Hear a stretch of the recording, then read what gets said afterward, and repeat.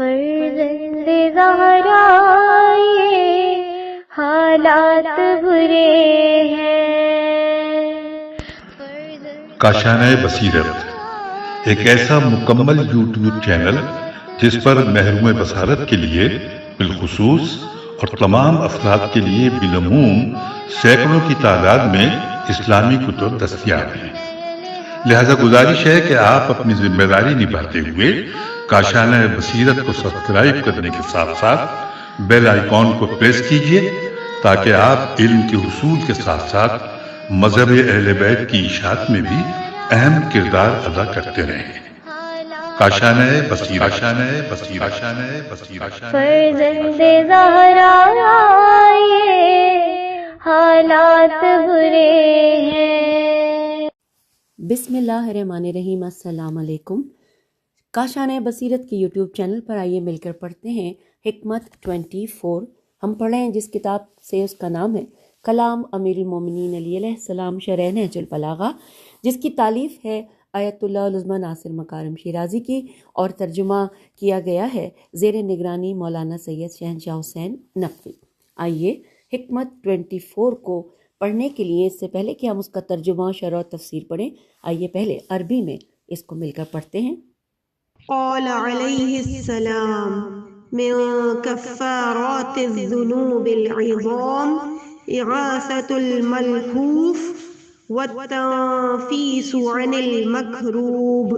ترجمہ، امام علیہ السلام نے فرمایا بڑے بڑے گناہوں کا کفارہ یہ ہے کہ انسان ستم رسیدہ کی فریاد رسی کرے اور رنج دیدہ انسان کے غم کو دور کرے۔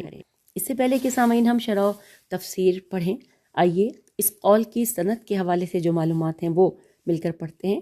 لکھا ہے کتاب مصادر نہج البلاغہ کے مصنف لکھتے ہیں کہ یہ حکمت آمیز قول سید رضی سے قبل ابو حیان توحیدی نے کتاب البصائر والذخائر میں نقل کیا ہے، اور سید رضی کے بعد قاضی قضائی نے اپنی کتاب دستور معالم الحکم میں، جبکہ سبت ابن جوزی نے تذکرۃ الخواص میں اس قول کو نقل کیا ہے۔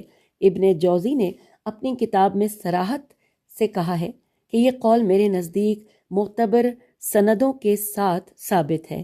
اس سے پتہ یہ چلتا ہے کہ اس نے یہ قول کسی اور ماخذ سے لیا ہے۔ حوالہ مصادر نہج البلاغہ جلد 4 صفحہ 24۔ ساتھ ہی لکھا ہے کہ کتاب تمام نہج البلاغہ میں یہی جملہ امام علیہ السلام کے مشہور خطبے الوسیلہ کے ذیل میں مذکور ہے۔ یہاں پر بھی حوالہ ہے کہ تمام نہج البلاغہ صفحہ 158۔ اور آئیے اب ہم تفسیر پڑھنے کا آغاز کرتے ہیں۔ ہیڈنگ ہے بڑے گناہوں کا کفارہ۔ تفصیلات کچھ یوں ہیں کہ امام علیہ السلام اس قول میں چند ایک عظیم و کبیر گناہوں کے لیے ایک ایسے کفارے کا تذکرہ کر رہے ہیں جس سے ان گناہوں کا ازالہ ممکن ہے۔ امام علیہ السلام فرماتے ہیں کہ بڑے بڑے گناہوں کے کفاروں میں سے ایک یہ ہے کہ مظلوم و بیچارے لوگوں کی مدد اور غمزدہ افراد کے اطمینان کا بندوبست کیا جائے۔ پھر یہاں لکھا ہے کہ لفظ ملہوف، عربی کا لفظ جو بریکٹ میں لکھا ہے، یہ ایک وسیع مفہوم رکھتا ہے جس میں ہر دکھی و مظلوم شخص شامل ہے، چاہے وہ بیمار ہو، مقروض ہو، نادار ہو یا بے گناہ اسیر ہو۔ پس جو بھی ایسے افراد کی مدد کو پہنچے اسے اپنے گناہوں کے سلسلے میں الہی عفو حاصل ہوگی۔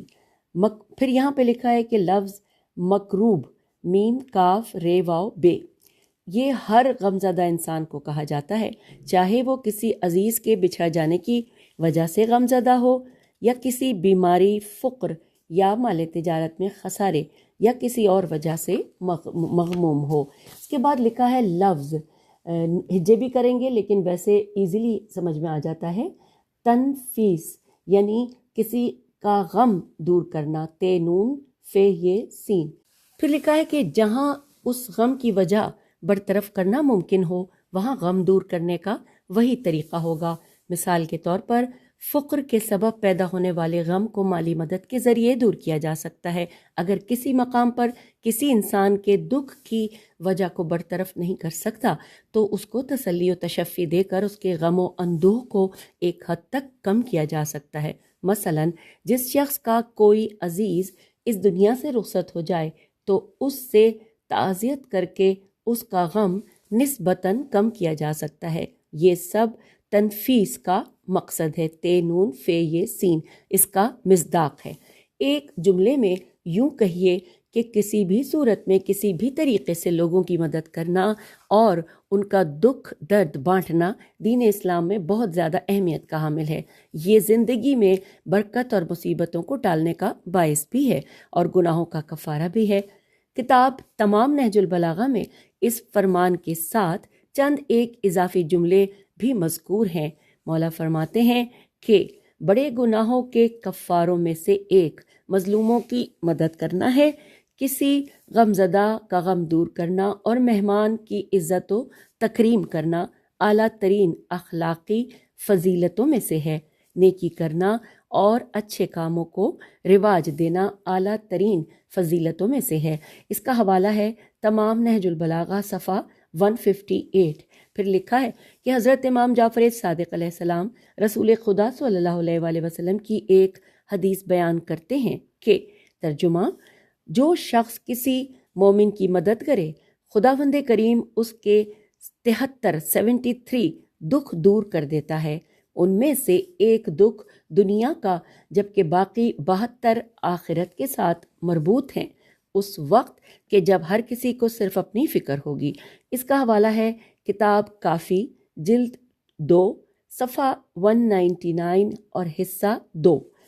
پھر لکھا ہے کہ کفارہ جیسا کہ اس کے نام سے ظاہر ہے کہ کفارہ ایسی چیز جو کسی دوسری چیز کو چھپا لے۔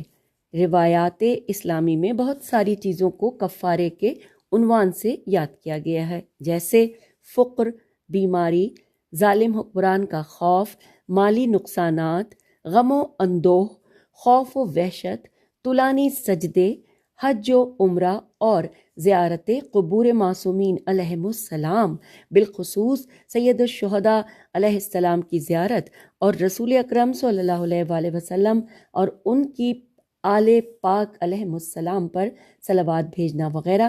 سامعین، اس کے حوالے میں یوں لکھا ہے کہ مزید روایتوں کے لیے کتاب میزان الحکمت حدیث نمبر 6661 اور 6699 کی طرف رجوع کیا جا سکتا ہے۔ مزید آگے چلتے ہیں۔ لکھا ہے ہم اس موضوع کو حضرت امام علی ابن موسیٰ رضا علیہ السلام کی ایک خوبصورت حدیث کے ساتھ اختتام پذیر کریں گے۔ امام علیہ السلام فرماتے ہیں کہ جو شخص اپنے گناہوں کا کفارہ ادا کرنے کی استطاعت نہ رکھتا ہو، اسے چاہیے کہ وہ کثرت سے محمد وآل محمد علیہ السلام پر صلوات پڑھے۔ یہ صلوات گناہوں کو نابود کر دیتی ہے۔ سبحان اللہ۔ اس کا حوالہ ہے بہار الانوار جلد 91 صفحہ 47 حصہ 2۔ اور سامعین، یہاں پر ہم مکمل پڑھ چکے ہیں حکمت 24 کی تفصیلات۔ اجازت دیجیے، خدا حافظ۔ اللہم صلی علی محمد وآل محمد وعجل فرج۔